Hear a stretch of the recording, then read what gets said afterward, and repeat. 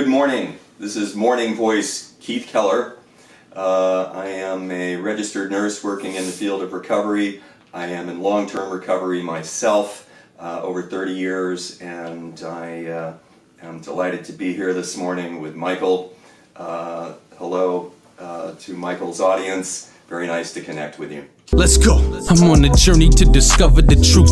Living life in recovery is lovely. You got the power in you. Surround yourself with positive energy. Judges hitting people with provocative penalties. Need to make a change. Advocate to change the laws. Prove to people that it's not insane. When you stand behind a cause, I'm here to speak about the pain. Recover loud to normalize the disease that's been killing all my friends and my family. The time is now to let it all go and recover loud. The benefit is healthy people, family and friends that never have to overdose ever again, never have to plead out to a lesser offense. I'm proud to say that I recover loud. I never thought I could, but I'm so proud that I discovered how to live my life again, controlling my own destiny. I needed recovery, I still need it desperately. Addiction never defined my identity. I recover loud, here to tell my own story. I recover proud, save a life of like 40. I recover loud, yeah, I recover loud. I recover loud, yeah, I recover loud. Welcome to this episode of Recover Loud. I'm your host, Mike Paddleford, and I recover loud. My guest today is Keith Keller, author of the Infinite Recovery Handbook. Keith, welcome. It's been great to meet you at this conference this week, and yesterday you were a presenter. Can you tell us a little bit about what you're doing when you're going out and speaking to the public? What kind of message are you bringing? When I connect with an audience, I want to tailor my conversation, and it's best to have a conversation rather than just talk at people, certainly. I take into consideration what the audience might be, what their expectations might be.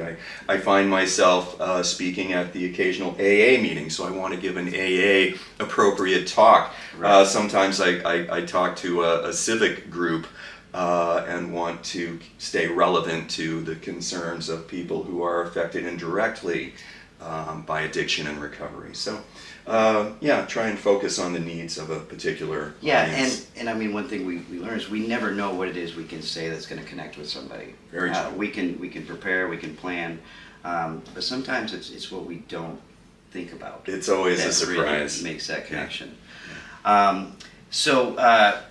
On Recover Loud, we like to share, our personal stories of the struggles and how we got to our recovery and what that looks like today. You've written the book, The Infinite Recovery Handbook, and I got to read, quite a bit of it last night, and honestly, as I was mentioning, I had to skip through, so I got a better idea of the whole book, but it grabbed me, and I can't wait to get back to some of the sections. Thank you for that. It's kind of challenging to write a book for, I want to reach a broad audience, so Correct. Certainly people in recovery, and so I don't want to make it too highfalutin, but there's a lot of information that people benefit from, so that's the challenge. And I also know that people like the academics here at the conference are also going to be looking at it, so it keeps me on my toes, certainly. I would go out and identify myself as, depending where I am, I'm in long-term recovery from alcohol use disorder and polysubstance use disorder. If I'm at a 12-step meeting, hi, I'm Keith, I'm an alcoholic. Just real simple, old school, but the language now, there's kind of a couple of different approaches people want to take, and the people that are not directly affected are very concerned about how they and we do know that words are very powerful. So, we want to just sort of keep everybody comfortable when we can. I'm old school. I got sober in Alcoholics Anonymous, 12-step. I call that the traditional model because it's been there, and they observe traditions, which are important, maybe something we'll touch on further down in the conversation. So I was just oddly fascinated with alcohol and the consumption of alcohol, and there was definitely something unusual and abnormal about my drinking from a very early age. age. Yeah. Dad, give me some beer. Right, and at what age did you start first asking for that sip of beer? Oh, 5, Yeah. 4, 5, like Yeah. just- And was it normal in your household for them to be drinking alcohol and for them to allow you? Well, as I got a little older, so my father was born in Europe, and so my parents divorced, and on it'd be Sunday evening dinner at my dad's. There'd be a glass of wine, and pretty soon, can I have another one? And that's kind of how it went, and that was the sort of part of the iceberg that showed, because pretty quickly I started, I guess at around age 13. I caught the perfect buzz, and I spent about the next 2 decades trying to recreate that. And of course, it never quite works out the same. Yeah.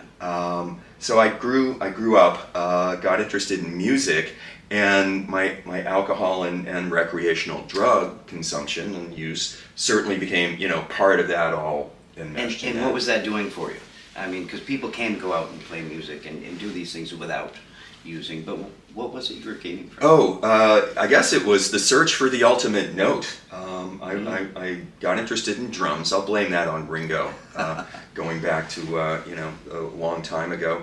But it just looked like a lot of fun. So I took some lessons and got kind of good at an early age. And on at the tender age of 15, on a school night, I might be out playing in bars. Wow. Getting paid in drinks, and I thought, oh, this is wonderful. And where was it this is you were what I growing want to do.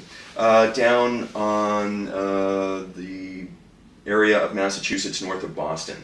Okay. There was quite a happening music scene between there, and down to Boston. Some of the more famous bands, like the band Boston and others, came out of that whole fertile musical area. So I was sort of down in the trenches, Right. In that, but certainly aspiring to do that. You don't see those opportunities pop up for a lot of people. So you must have been doing well at playing the drums. The band must have been getting some. Well, yeah, I mean, but throughout high school, Yeah. I found myself in bands because I was, I guess, somewhat competent. I'll go with that. So with older musicians, of course, who could buy alcohol, had other things to sample, and so I was in fast company from an early age. I somehow got into the Berklee College of Music, which is kind of that was an amazing opportunity that I squandered, along with many others. So in music. you started to attend. How long did you stay there? Stayed there a year, and then ran out of money. Wasn't getting a lot of support for my aspirations in music, and I went on the road with a guy I've since made amends to. Okay. He's actually kind of popular again. His music is on the Amazon commercial with the elderly couple dancing. I Wow. Only Have Eyes for You. Yeah, Terry Johnson had a traveling band, so I got to go out and sample that. And that was another opportunity that I drank myself out of. I doubt if he'll see this, but Terry, I meant the amends if you see this. Well, I hope he does. This show is growing and reaching more and more across the country. Yeah, you're doing something wonderful here. Yeah. I'm really Thank you. appreciative of the opportunity. Just real quick, welcome those of you just outside St. Louis, Missouri, who are now watching this show. Oh, cool. It's stories like yours and people's and other people who really give the show the value. So I appreciate you coming. A little known fact: Berklee School of Music was one of my aspirations. I was a trumpet player in high school. Very nice. Did pretty well. And we had done a jazz band competition. I believe it was my sophomore year in high school. And when I got there and I saw the musicians and the things that they were doing, I was just amazed. And I said, this is my path. And I never made it. No, it's a big competitive world, and Yeah. I was sort of in my high school and community. I was kind of the big fish, and then you get to Berklee and you're mediocre, if not below that. It is a world-class stage, and I'm glad they're training the best musicians, because now I just enjoy music. I stopped playing the drums about 10, 12 years ago. So you don't play at all?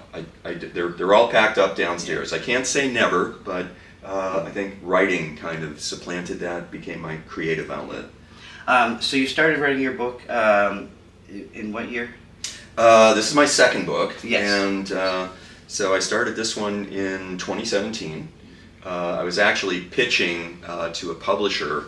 I wanted to do sort of a rewrite on my first one, which came out in 2014. And what was the name of the first book? First one was called Sustainable Recovery. Okay. So I've kind of been Yeah. rebranding and retooling a little bit, but also very much moving forward and progressing in my ideas about recovery as well. Yeah, and we talked a little bit about that before we started, how, it's a journey, okay? My definition of recovery is the journey through the process of change that's going to create a better tomorrow. Very nice. It has nothing to do, my definition has nothing to do with substances. If quitting a substance is the goal of your journey, great, but that doesn't have to be the end result of recovery. And when we get there, it's not over. We're constantly evolving, personally, spiritually, professionally even, taking us in directions we never imagined we'd go. So when you started writing the books, what was your goal? What was the message you were trying to put out there? Wow. Okay. So with the first one, I was following a very basic self-help book formula, which is sort of my story, then my ideas about recovery, and then part 3 would be how my ideas can benefit other people. So I was one who, now 30 years ago when I entered recovery, the traditional model, AA and the 12 steps, were pretty much the only show in town. Yeah. And I jumped in with, both feet, as they say, did the work. That's something I would suggest to anybody, do the work. But, as a registered nurse, you ask any registered nurse about that and they'll say, well, we want to work smart. It's not that we're afraid of hard work, but let's work smart. Let's do this right. Let's do this, the most efficient, organized way. And this was, sort of my ideas about recovery.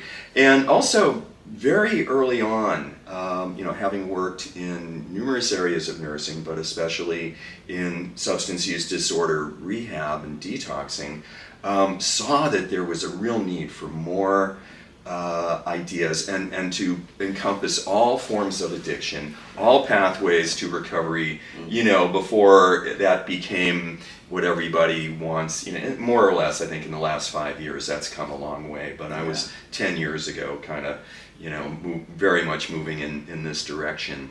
So I have done some other things aside from nursing. I've studied alternative and energy healing modalities, and then 10 years ago got into a kind of a very structured personal development, science-based. Meditation is very central to this, and it is sort of a way to imagine the possibilities and create what do I want to do in recovery? Well, I want to step into my best potential. I want to, and I literally went from a guy who had always thought maybe someday I'll write a book to a guy who writes books, which, it's kind of a leap, and you just have to kind of create in your mind the feeling of how that's going to be, right. And the details, the what's going to happen, the when's it going to come along, who's going to facilitate or help me with that, or what's, that stuff happens. You set the goal and you start moving toward it. And a lot of times we stop when we have all those questions because we don't have those answers. Afraid to move forward. Yeah.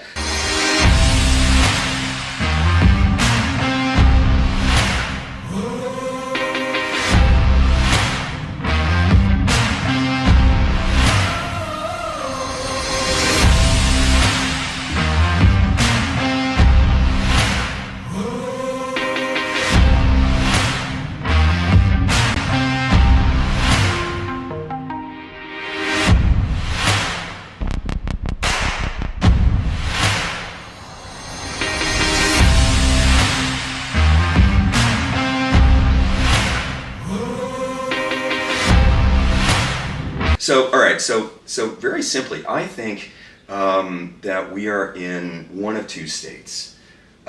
which is the kind of we're at basic survival level, or we are in kind of a creation state. Obviously, if I'm struggling with an addiction, I'm pretty close to survival level. I'm really just trying to make it through the day, feed my addiction, and maybe I'm, my particular version of that was I was stuck in a repeating cycle of struggle through the day, attain or obtain, whatever, use my substance of choice, modify my state to the point of oblivion, check out, and repeat over and over. And is that life, and does that keep working? No, obviously, and there's a lot of details in how, I develop tolerance, become dependent on, that substance, and it stops working long before we realize it does. So I am at this very baseline place where I'm just struggling to survive. Now, creation, of course, is as we sort of enter recovery, get our feet underneath us, and start to learn how to, all the things maybe that we didn't learn earlier in life, repairing the damage, the baggage, clearing up the wreckage, and we start to move forward and think about what is possible, what do I want to do, what does it mean to be in recovery, to overcome this thing of addiction. So learning, building things in your life, doing podcasts and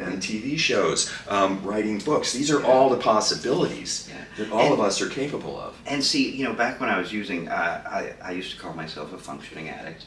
I was trying to raise my 3 kids. I did, in the beginning, still have dreams and goals. I didn't know how to attain them, but I was trying. I would get a job and lose it in a month. I would start doing well and it would blow up. So nothing was sustainable then. I had the drive, I had the ambition. One of the reasons I started, my addiction got really bad was in the beginning, I was getting this medication and I was selling it. And my first addiction was money and power. I was able to provide my kids with the stuff that they wanted and the stuff that I didn't have growing up. We had family members that lived, just outside of Boston, Peabody, Lynn, and I grew up in Webster, Mass. And my aunts and uncles lived at the lake. We lived in an apartment building, and I always wanted to be like the other side. So now once I got to be an adult, and my kids at first, scraping by, I became a store manager and I was doing well, and then I got hurt. So the idea of being on disability the rest of my life, having a fixed income, losing out on all of those opportunities, that I wanted to give my kids, I found that I could still do that if I was breaking the law and selling my medication. Well, we do what we have to do, and this is the survival level motivation. Yeah, and it really drove me, and I thought I was doing well by them. Later on, of course, once the I started doing a little bit, it got more and more, I could sell less, I wasn't making the money, I started spending money, I had to find ways to get it, started selling everything I owned, lost it all. And less sustainable, obviously. And then today when I asked the kids about that whale watching trip that we took, we got all the great pictures. They know that I sold drugs to do that. That the time we went to the theme park, they know that every time I went to the bathroom, I was in there getting high. So all those memories, even though I was doing it for the right reasons, I thought, turned out to be, traumatizing and detrimental to their growth now, because everything they saw as good is tainted. So today, being present and being able to do these things with my kids, all my kids are adults now, but I'm able to be there for them. My son, he's a Marine in North Carolina. He's married, doing well. He just went back to Japan for another 5 months.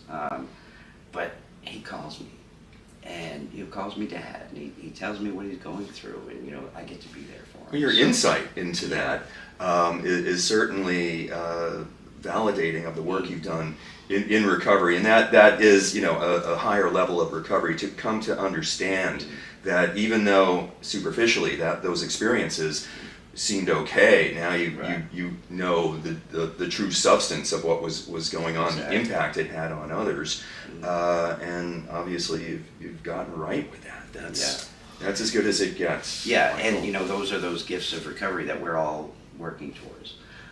And for people who haven't gotten that yet, people who are still fighting DHHS for custody of their children, things like that, sometimes that pile seems insurmountable. But I promise them all the time, if you keep doing the work on yourself, it doesn't matter, that pile's going to get smaller without you even picking things Well, off. it is a process, and we get Yeah. so stuck in that survival mode where we're thinking about the things, and we're just really focused on what's going on in the environment, what issues, when can I resolve them, that kind of thing.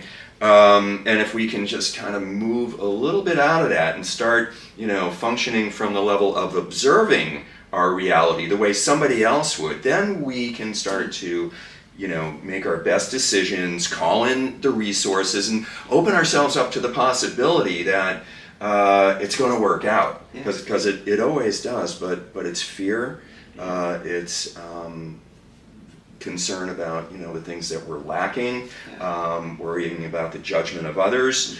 We get locked down in these things and just collapse it's all into. based on our past experience. We know that the person we were could try this and it would end in failure. We don't know the person we are today has the potential to do it better. Well, but we always did, and Right. and that's the thing, and it's how can we connect to that possibility. So there's a couple of things that I suggest to people, and I've learned a lot of lessons from my work in the traditional model of recovery, and I realized that while I might not need to go to a meeting every day, I do need a community of like-minded people with the same goals and objectives who will support me unconditionally. And there are many forms of community. Being at a conference is a form of community. Our online, our social media type stuff, that's also a form of community. Mentoring or sponsorship, certainly. I've had the same friend for over 30 years. Wow.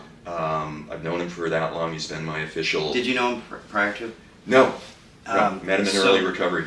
So, if you don't mind talking about that for a minute, right now I am the live-in house manager for a program where I have 3 guys living there, early recovery. They're all trying to get through and turn their lives around. And as of right now, all 3 of them are just about at the 30-day mark. One of them's at 45 days sober. And one of the things they're looking to do is to find a mentor, either a sponsor or a recovery coach. And at that stage of their growth, they don't really know who to ask, how to go about finding somebody.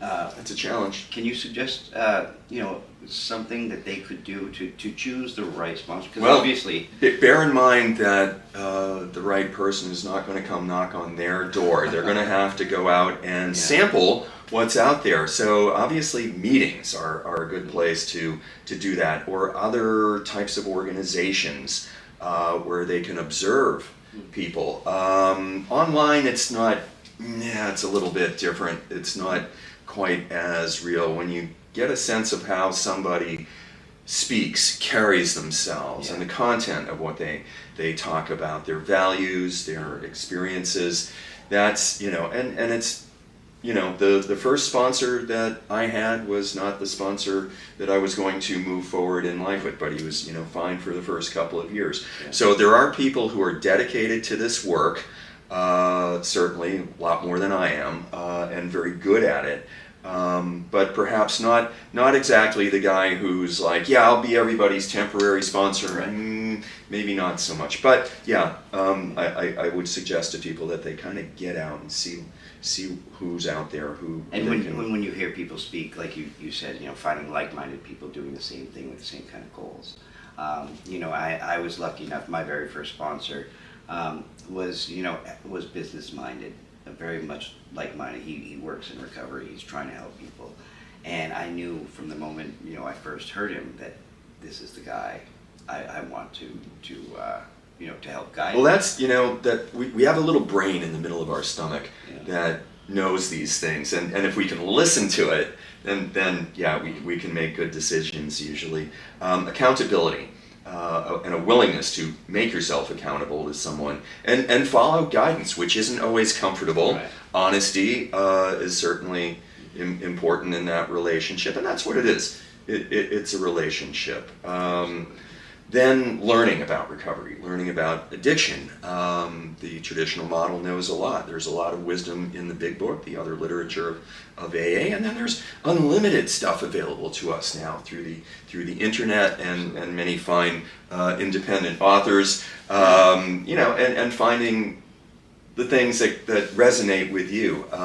We certainly benefit from having a belief system, whether that's a belief in a power greater than myself, religious God, or creative intelligence of the universe, which is kind of my go-to. There is something going on.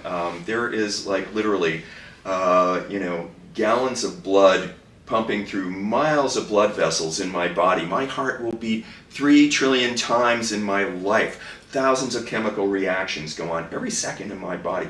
I'm not doing that. Something is. And it's sometimes it's hard for people to warm up to the concept of that, but there are many different versions of that. People just have to kind of find their own place with that. Service, that's the other piece. You're doing it right now. We're here at a conference and to 30 years that. in, you're still doing it yourself. We talked a little bit about what you, when you're presenting and speaking to the public. What are some of the other things you're doing today to connect with people? You have an online presence as well. I do. I pay the bills as a registered nurse working in the field of addiction. In the last couple of years, I have worked in a medical office where I'm no longer there. There is a great program where they do medications for addiction treatment. And that is a whole piece of what's going on out there right now. There's a lot of dedication in the healthcare system.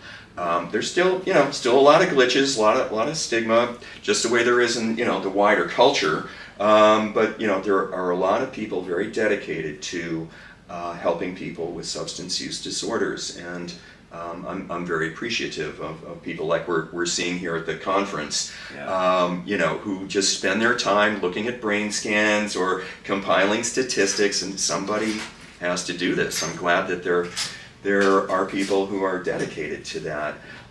So working in the mental health field, also in the last year, community mental health. And shortly I'll be going to work in an inpatient detox, so helping people directly. Is that here in New Hampshire? That is just over the line down in Massachusetts where I reside. It's actually right in my own community, so I'm kind of excited about that opportunity. I'm usually active when the opportunity presents in various local organizations. I expect to be speaking right at the town library sometime in the next month or two. I am, as you said, the online presence. I have a free online support community, and I don't know if you're going to link things up, but that's you can find that through my website, infiniterecovery.org. So on Facebook, we have 1,000 people with all different forms of addiction, many pathways to recovery, from about 12 countries, and this is a little unique for Facebook and didn't happen randomly. Okay, they're very respectful, supportive of one another, engage very, very nicely. I think you popped in a couple of times, and thank you for your posts and contributions to that. I have some real rock stars who are like the content machines.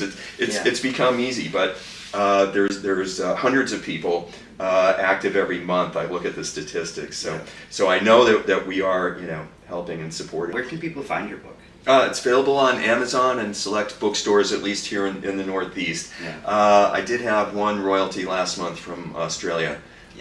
So it's available through the various Amazons in the different parts of the world. I do sell books in Canada, Europe, and a few in Australia. So the process, and you touched briefly earlier about all the questions going in, the who, the what, the where, the why, and the how.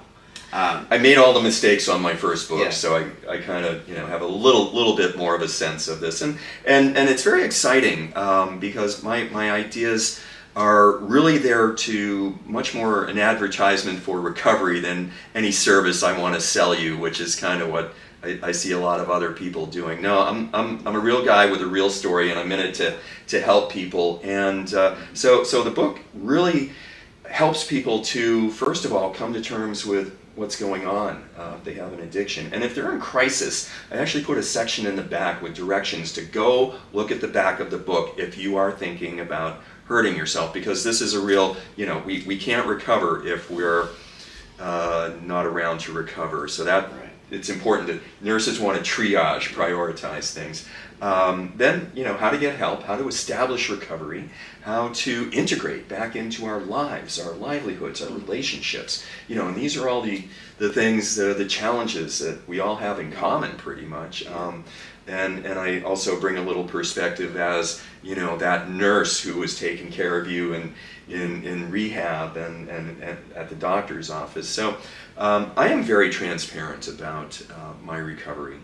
When I go to work for somebody they know, and I kind of lead with this. And if they're not okay with that, well, let's get that up front. Right. And and some of my friends are going to be talking about this today at the conference. It's kind of important because somebody with long-term recovery, I am not helping the cause by hiding in a church basement. Exactly. So I'm very out there. However, I do believe that especially in early recovery, when people are working through that survival stuff, you are entitled, a word I seldom use, to anonymity, whatever it takes to support yourself and believe in your recovery. That's really important. Yeah, so we need to. And I mean, the stigma is real.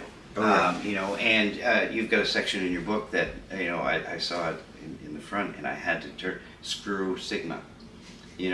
I mince words. Yeah.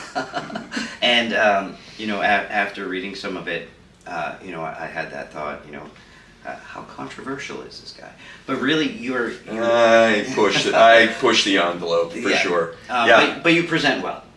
So one tries. and that's. But really this is me, yeah. and you know what?